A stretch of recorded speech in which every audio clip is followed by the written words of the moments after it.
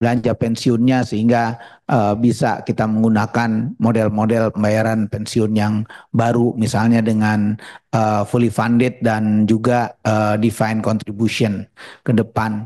Jadi kalau kita lihat ini peningkatannya ada sekitar 8,96% untuk belanja pensiun dan besarannya adalah sekitar 10,4 triliun dari tahun ke tahun sejak tahun 2010. Belanja gaji dan tunjangan ini meningkat 8,3% ya atau sebesar 20,2 triliun sejak tahun 2020, dan belanja gaji dan tunjangan untuk di Pemda ini peningkatannya juga lebih besar daripada yang di KL yaitu 8,9%. Jadi meningkat rupiahnya 31,3 triliun sejak tahun 2010. Sahabat pembelajar, berjumpa kembali bersama Imade Sidiasa Belajar Jadi Guru dalam celotehan. Celoteh kita hari ini, kita akan membahas tentang skema pensiun yang saat ini diperuntukkan bagi pegawai negeri sipil, PNS, TNI, dan Polri di Indonesia. Direktorat Jenderal Perbendaharaan Kementerian Keuangan tengah menyusun reformasi untuk mengurangi beban anggaran pendapatan dan belanja negara, APBN, akibat meningkatnya jumlah penerima pensiun. Direktorat Jenderal Perbendaharaan menerima tagihan dari Taspen dan Asabri. Penerima manfaat pensiun dibayarkan melalui mitra kerja, baik lewat perbankan ataupun pos. Nah, seperti apa beritanya, mari kita simak bersama. Namun sebelumnya, bagi sahabat pembelajar yang belum subscribe, silahkan subscribe, like, komen dan share channel ini untuk mendapatkan celotehan terupdate.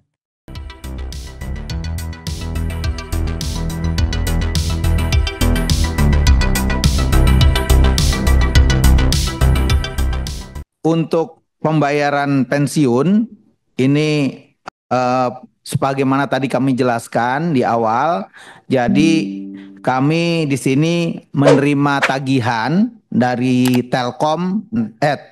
dari Taspen dan Asabri, ya, di mana Taspen dan Asabri ini yang melakukan verifikasi setiap bulan jumlahnya berapa, ya. Kemudian dilakukan verifikasi dan validasi. Dari situ ada angkanya dan disampaikan kepada kami. Jangan lupa subscribe, like, komen, dan share. Di kami ini kami melakukan pengecekan administratif, syarat-syaratnya seperti apa dan lain-lain. Nah, kemudian kami bayarkan kepada Taspen dan Asabri.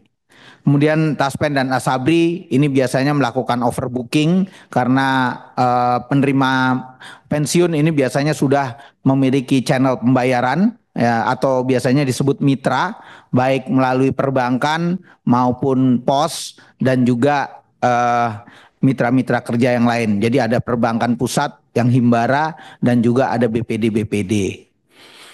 Nah, kemudian dari situlah disalurkan pensiun kepada para penerima manfaat. Nah, sedikit gambaran apa yang sedang kami lakukan proses untuk ke depan. Di sini kami sedang membangun suatu proses bisnis ke depan yang harapannya ini akan lebih efisien, efektif, dan produktif. Mengingat banyak sekali fungsi kami yang kurang lebih sama dengan apa yang dilakukan oleh Taspen dan Asabri, maka ke depan ini kami berencana untuk melakukan pembayaran tetap melalui mitra, ya, tapi yang melakukan pembayaran instead of dari Taspen, ini yang melakukan dari kami di Direktorat Jenderal Perbendaharaan. Nah, kemudian kaitannya dengan hal tersebut di slide berikutnya, ini yang kita lakukan ini mulai dari mengumpulkan, menelaah usulan alokasi, mengadakan komitmen kerja ini untuk menjamin bahwa apa yang dilakukan Taspen dan Asabri ini sesuai dengan standar yang telah ditentukan, kemudian melakukan pembayaran belanja pensiun kepada Taspen dan Asabri, dan kita juga mengelola sistem informasi pembayaran pensiun untuk kebenaran dan ketepatan penerima pensiun, serta melakukan monitoring untuk penyaluran dana belanja pensiun dan menyampaikan laporan keuangan daripada transaksi pensiun tersebut. Sementara di Taspen ini ada penyaluran dananya, kemudian pengelolaan sistem dan pemeliharaan data. Jadi tadi ada orang in out, ini adanya di Taspen dan Asabri, walaupun kami juga ada mirroringnya untuk monitoring. Kemudian juga pelayanan manfaat program, pengumpulan iuran pensiun, pelaporan dan pertanggungjawaban, serta investasi akumulasi iuran pensiun. Nah, ini aset kelolaan dari Taspen dan Asabri. Mungkin nanti dari Taspen bisa menjelaskan secara lebih detail. Ya, AIP-nya ini ada sekitar 249 triliun, kemudian ada THT sekitar 138 triliun, JKK 3 triliun, dan JKM-nya 102 miliar. Jadi totalnya yang dikelola adalah sekitar 391,14 triliun. Sementara di Asabri ini AIP-nya 29,8 triliun, THT 19,6, JKK-nya 1,08, JKM-nya 1,2, dan totalnya 50,6 triliun. Kemudian kalau kita lihat dari sisi belanja dan biaya operasional pembayaran program pensiun di slide selanjutnya, kita lihat jumlah penerima pensiun dan proyeksinya. Jadi kalau kita lihat penerima pensiun ini dari tahun 2020 ini sampai tahun 2024 ini meningkat terus. Mulai dari sekitar 3,2 juta sampai dengan 3,6 juta di tahun 2024, dan ini trennya masih akan terus naik, dan di tahun 2029 diperkirakan akan mencapai 4.200 juta, 4,2 juta penerima pensiun. Dan kalau kita lihat di sini rata-rata ini kenaikannya sekitar 3,1% per tahun.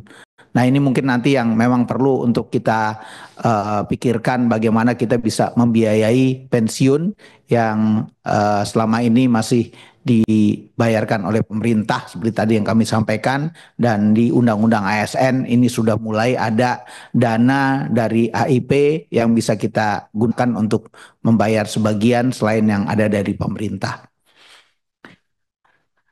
Selanjutnya untuk biaya operasional dan yang dibayarkan melalui APBN. Nah, ini BOP ini usulannya adalah dari Taspen dan Asabri. Ini yang warna biru ini Taspen, dan yang warna kuning Asabri.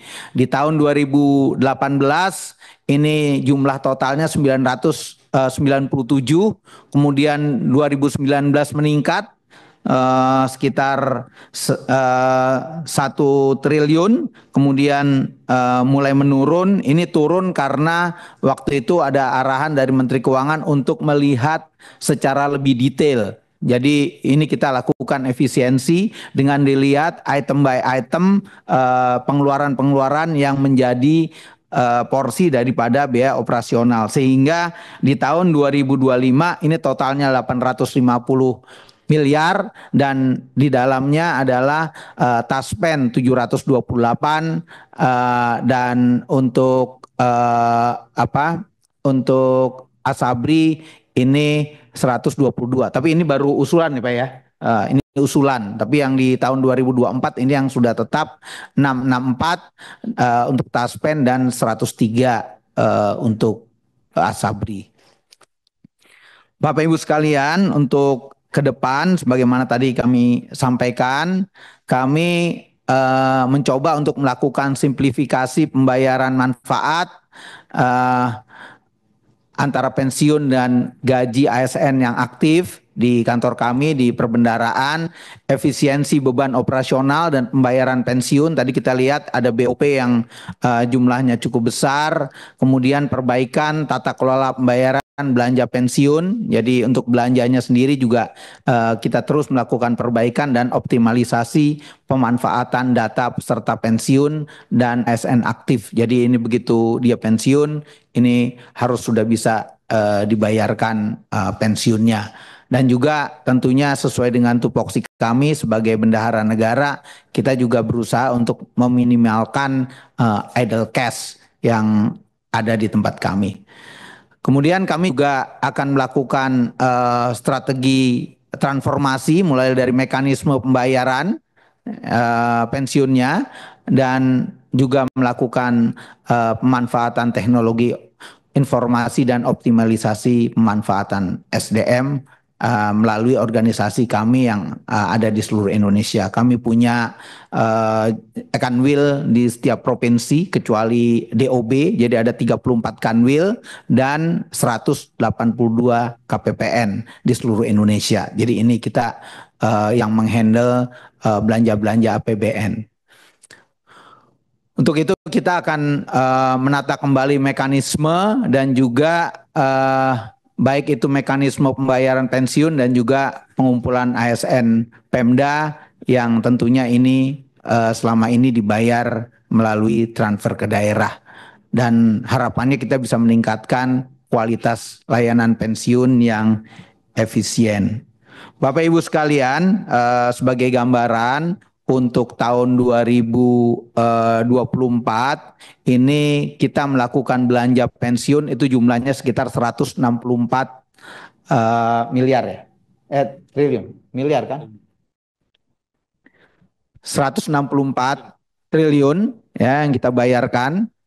Nah, ini mohon maaf ini tadi baru saya tambahkan jadi nanti kami akan sampaikan ya.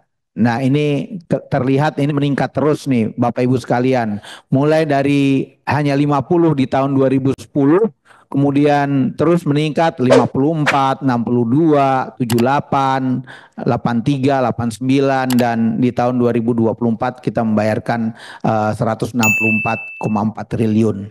Yang tentunya ini juga sejalan dengan belanja pegawai KL dan belanja pegawai Pemda yang ini juga terus meningkat.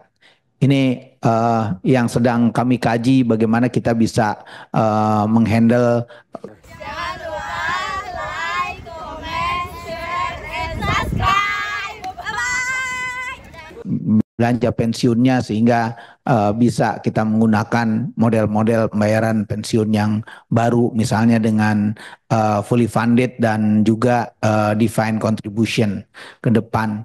Jadi kalau kita lihat ini peningkatannya ada sekitar 8,96% untuk belanja pensiun dan besarannya adalah sekitar 10,4 triliun dari tahun ke tahun sejak tahun 2010. Belanja gaji dan tunjangan ini meningkat 8,3% ya atau sebesar 20,2 triliun sejak tahun 2020 dan belanja gaji dan tunjangan untuk di Pemda ini peningkatannya juga lebih besar daripada yang di KL yaitu 8,9%. Jadi meningkat rupiahnya 31,3 triliun sejak tahun 2010.